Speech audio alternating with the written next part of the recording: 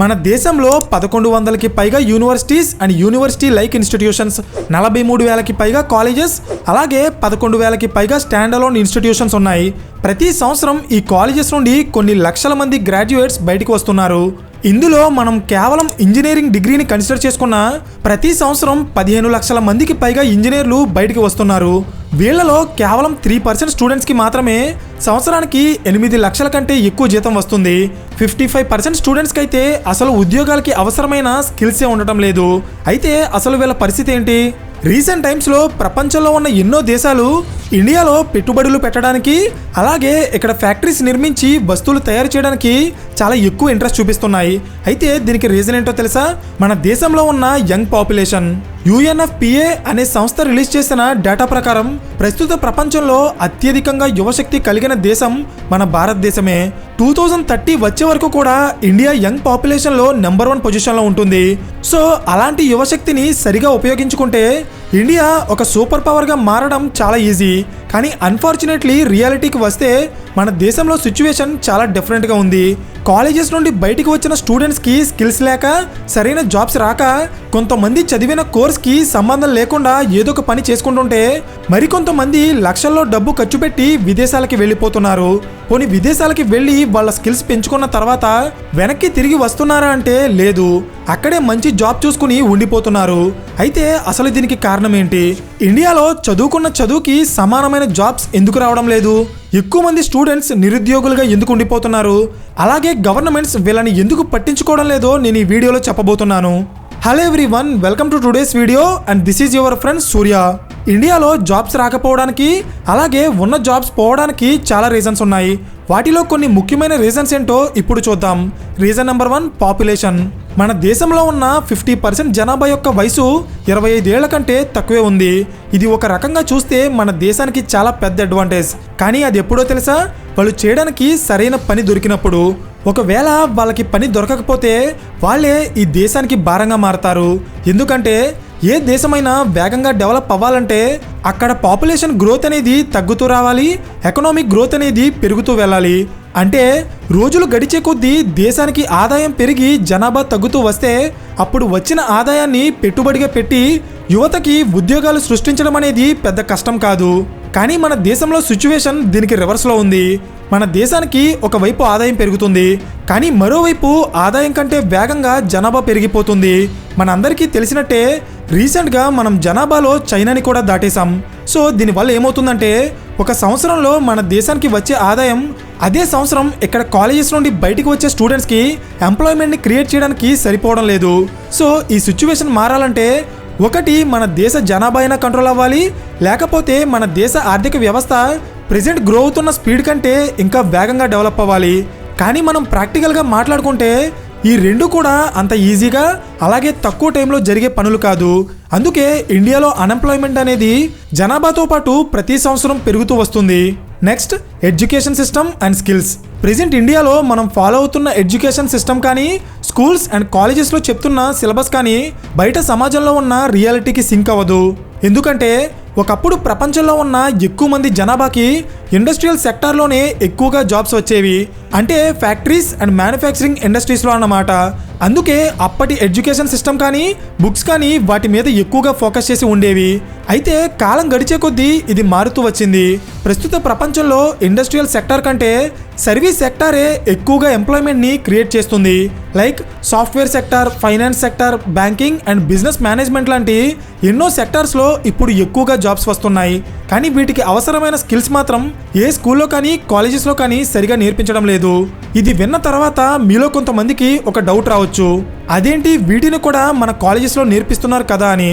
కానీ ఇక్కడ ఉన్న ప్రాబ్లం ఏంటంటే వీళ్ళు కాలేజెస్లో నేర్పించే స్కిల్స్కి ప్రెజెంట్ మార్కెట్లో డిమాండ్ ఉన్న స్కిల్స్కి మధ్య గ్యాప్ అనేది చాలా ఎక్కువగా ఉంది. దీన్నే స్కిల్ గ్యాప్ అంటారు. ప్రెజెంట్ మార్కెట్లో సిచ్యువేషన్ ఎలా ఉందంటే ఒక స్టూడెంట్ కష్టపడి తన కాలేజ్లో సంపాదించుకున్న మార్క్స్ని కానీ, గ్రేడ్స్ని కానీ బేస్ చేసుకుని ఏ కంపెనీ కూడా జాబ్స్ ఇవ్వడం లేదు. ప్రెజెంట్ వాళ్ళు మెయిన్గా ఫోకస్ చేసేది స్కిల్స్ మీదే. మీకు ఆ పర్టికులర్ జాబ్కి అవసరమైన స్కిల్స్ ఉంటే మీ అకాడమిక్స్లో మీకు సరైన స్కోరింగ్ లేకపోయినా కూడా హైలీ పేయింగ్ జాబ్స్ని చాలా కంపెనీస్ ఆఫర్ చేస్తున్నాయి. అంతేకాదు జోహో అండ్ టెస్లా లాంటి కంపెనీలు అయితే మీకు జాబ్ చేయడానికి అవసరమైన స్కిల్స్ ఉంటే అసలు మీకు డిగ్రీ లేకపోయినా కూడా జాబ్స్ ఇస్తున్నాయి. సో ఇక్కడే మనకి చాలా క్లియర్గా అర్థమవుతుంది ఫ్యూచర్లో జాబ్స్ అనేవి మార్క్స్ ఓరియంటెడ్గా కాకుండా స్కిల్స్ ఓరియంటెడ్గా వస్తాయని. దీనికి నేను ఒక ఎగ్జాంపుల్ చెప్తా చూడండి. రీసెంట్ టైమ్స్లో 4 ఏళ్ల పాటు కష్టపడి ఇంజనీరింగ్ కంప్లీట్ చేసిన చాలా మందికి బయట జాబ్స్ రావడం లేదు.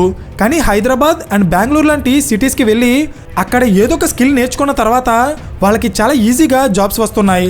అయితే మరి 4 ఏళ్ల పాటు మనం కష్టపడి చదివిన ఇంజనీరింగ్ వేస్టేనా అంటే కాదు. కానీ మనం చదివిన ఇంజనీరింగ్లో కంపెనీస్కి కావాల్సిన స్కిల్స్ ఉండడం లేదు. ఇది చెప్పడానికే నేను ఈ ఎగ్జాంపుల్ చెప్పాను. అయితే మార్కెట్లో స్కిల్స్ నేర్చుకోవడం అనేది పెద్ద మ్యాటర్ కాదు. కానీ ఏ టైంలో ఏ టెక్నాలజీలో స్కిల్ పెంచుకుంటే మనకి మంచి జాబ్స్ వస్తాయనేది మనకి బాగా తెలియాలి. ఫర్ ఎగ్జాంపుల్ ప్రెజెంట్ సాఫ్ట్వేర్ సెక్టార్లో బాగా డిమాండ్ ఉన్న టెక్నాలజీ డేటా సైన్స్.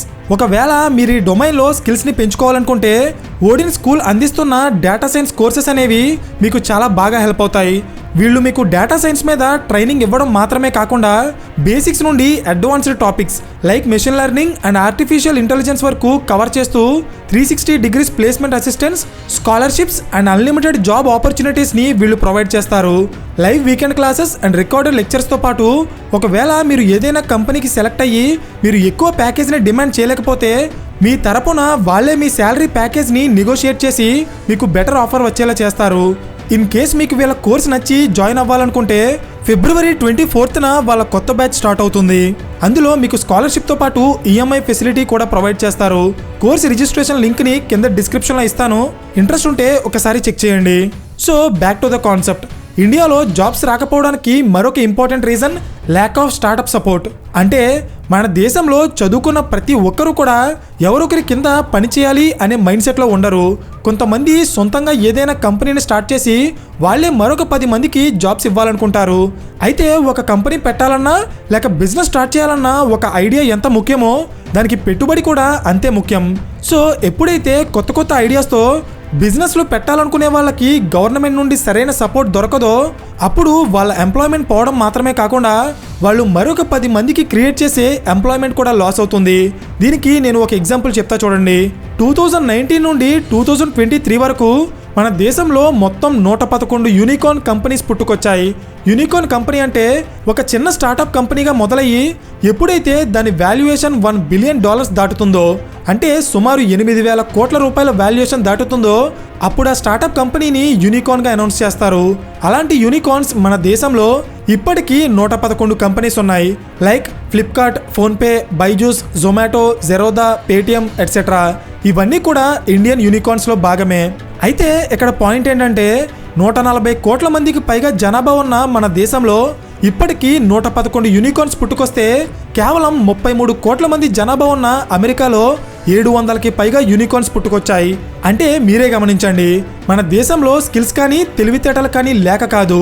ఇక్కడ కంపెనీస్ పెట్టాలనుకునే వాళ్ళకి, బిజినెస్లో స్టార్ట్ చేసి ఎంప్లాయ్మెంట్ని క్రియేట్ చేయాలనుకునే వాళ్ళకి గవర్నమెంట్ ఇంకా ఎక్కువగా సపోర్ట్ చేస్తే అప్పుడు మన దేశం యూనికార్న్ కంపెనీస్ని పెట్టడంలో అమెరికాని దాటిపోతుంది. యూనికార్న్స్ వస్తే ఎంప్లాయ్మెంట్ పెరుగుతుంది. ఎంప్లాయ్మెంట్ పెరిగితే ప్రజలకి ఆదాయం పెరిగి వాళ్ళ కాస్ట్ ఆఫ్ లివింగ్ పెరుగుతుంది. కాస్ట్ ఆఫ్ లివింగ్ పెరిగితే వాళ్ళు గవర్నమెంట్కి కట్టే ట్యాక్స్ పెరిగి అల్టిమేట్గా గవర్నమెంటే బెనిఫిట్ అవుతుంది. అమెరికాని ల్యాండ్ ఆఫ్ ఆపర్చునిటీస్ అంటారు. ఎందుకంటే అక్కడ స్టార్టప్స్ పెట్టాలనుకునే వాళ్ళని గవర్నమెంట్ ఎంకరేజ్ చేసి వాళ్ళకి ఫండింగ్ ఇవ్వడం వల్ల అక్కడ ప్రతి సంవత్సరం ఎన్నో కొత్త కొత్త స్టార్టప్ కంపెనీలు పుట్టుకొచ్చి అవి ఎంతో మందికి ఎంప్లాయ్మెంట్ని క్రియేట్ చేస్తాయి. మన దేశం నుండి మాస్టర్స్ చేయడానికి విదేశాలకి వెళ్తున్న చాలా మంది స్టూడెంట్స్ అక్కడ వాళ్ళ స్కిల్స్ని పెంచుకొని ఆ దేశంలో ఉన్న స్టార్టప్స్ అండ్ యూనికార్న్ కంపెనీస్లో జాబ్స్ తెచ్చుకొని అక్కడే పర్మనెంట్గా సెటిల్ అయిపోతున్నారు. ఒకవేళ అంతే స్థాయిలో మన దేశంలో కూడా స్టార్టప్స్ అండ్ యూనికార్న్ కంపెనీస్ పుట్టుకొస్తే ఇక్కడ నుండి విదేశాలకి వెళ్ళడం కాదు, విదేశాల నుండి జాబ్స్ కోసం ఇండియాకే వస్తారు. కానీ దీనికి కావాల్సిందల్లా స్టార్టప్స్ పెట్టాలనుకునే యువతకి గవర్నమెంట్ నుండి మంచి సపోర్ట్ కావాలి. ఒక్కోసారి మన దగ్గర ఎంత మంచి స్కిల్స్ ఉన్నా సడన్గా మనల్ని జాబ్స్ నుండి తీసేస్తారు. దీనికి రీజన్ ఏంటంటే మార్కెట్ ఫ్లక్చుయేషన్స్. అంటే మనం పర్టికులర్గా ఐటీ సెక్టార్ గురించి మాట్లాడుకుంటే ఇక్కడ డిమాండ్ అండ్ సప్లై అనేది ఎప్పుడూ కూడా ఒకేలా ఉండదు. ఒక్కోసారి కంపెనీలకి ఎక్కువ ప్రాజెక్ట్స్ వచ్చినప్పుడు వాళ్ళు మాస్ హైరింగ్ చేస్తారు.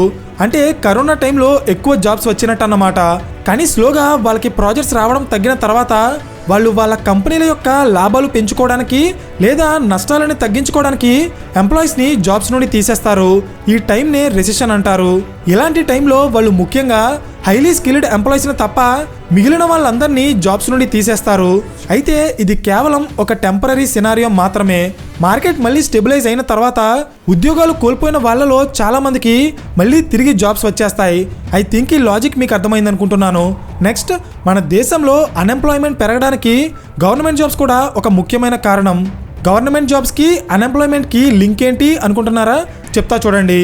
మన దేశంలో కొంతమంది రాజకీయ నాయకులు వాళ్ళు పవర్లోకి రావడానికి ఇన్ని జాబ్స్ ఇస్తాం, ఇంత ఎంప్లాయ్మెంట్ని క్రియేట్ చేస్తామని చెప్పి ఓట్ల కోసం ప్రజలకి ప్రాక్టికల్గా సాధ్యం కానీ కొన్ని ఫేక్ ప్రామిస్లు చేస్తారు. సో బేసిక్గా గవర్నమెంట్ జాబ్లో సెక్యూరిటీ ఉంటుంది కాబట్టి కాస్త లేట్ అయినా అదే కొడదాం అనే ఇంటెన్షన్లో చాలామంది నిరుద్యోగులు వేరే ఏ పని చేసుకోకుండా రాత్రి పగలు కష్టపడి నోటిఫికేషన్ కోసం వెయిట్ చేస్తూ అలా చదువుతూనే ఉంటారు. కానీ ఇక్కడ ఫ్యాక్ట్ ఏంటంటే జాబ్స్కి ప్రిపేర్ అయ్యే వాళ్ళు లక్షల్లో ఉంటే అక్కడ ఉండే గవర్నమెంట్ జాబ్స్ మాత్రం వందల్లో ఉంటాయి. సో దీనివల్ల ఏళ్ల పాటు గవర్నమెంట్ జాబ్స్కి ప్రిపేర్ అయ్యి అది రాని వాళ్ళ పరిస్థితి చాలా దారుణంగా ఉంటుంది. వాళ్ళ దగ్గర సరైన స్కిల్స్ కానీ వర్క్ ఎక్స్పీరియన్స్ కానీ లేకపోవడం వల్ల ఏ ప్రైవేట్ కంపెనీ కూడా వాళ్ళని అంత ఈజీగా రిక్రూట్ చేసుకోదు. సో అందుకే మన దేశంలో యువత గవర్నమెంట్ జాబ్స్ మీద ఆధారపడటం వల్ల కూడా చాలా వరకు అన్ఎంప్లాయ్మెంట్ క్రియేట్ అవుతుంది. అయితే ఇక్కడ నా క్వశ్చన్ ఏంటంటే గవర్నమెంట్లో ఎన్ని జాబ్స్ ఖాళీగా ఉన్నాయో క్లియర్గా చెప్పకుండా రాజకీయ నాయకులు యువతని ఓట్ బ్యాంక్గా చూస్తూ వాళ్ళు పవర్లోకి రావడానికి అన్ని జాబ్స్ ఇస్తాం, ఎన్ని జాబ్స్ ఇస్తామని ఫేక్ ప్రామిసులు చేస్తున్నారు. దీనివల్ల ఎంతో మంది యువత భవిష్యత్ నాశనం అవుతుంది. మరోవైపు మన దేశ ఆర్థిక వ్యవస్థ కూడా ఎంతో నష్టపోతుంది. ఐ థింక్ ఈ లాజిక్ మీకు అర్థమైంది అనుకుంటున్నాను. సో ఫైనల్లీ నేటి ప్రపంచం అంతా కూడా డిగ్రీల మీద మార్కుల మీద కాకుండా ఒక వ్యక్తికి ఉన్న స్కిల్స్ మీద ఆధారపడి ముందుకు వెళ్తుంది. సో అలాంటి స్కిల్స్ని మీరు పెంచుకొని మీ కెరియర్ని స్టార్ట్ చేయాలనుకుంటే బోర్డింగ్ స్కూల్కి సంబంధించిన ఈ డేటా సైన్స్ కోర్స్ని ఒకసారి చెక్ చేయండి. సో ఫైనల్లీ ఈ వీడియో మీకు ఇన్ఫర్మేటివ్గా అనిపిస్తే ఖచ్చితంగా లైక్ చేసి ఇలాంటి మరిన్ని క్వాలిటీ కాంటెంట్ కోసం ఛానల్ని సబ్స్క్రైబ్ చేయండి. So thank you for watching and I will see you in the next video. Till then this is your friend Surya signing of.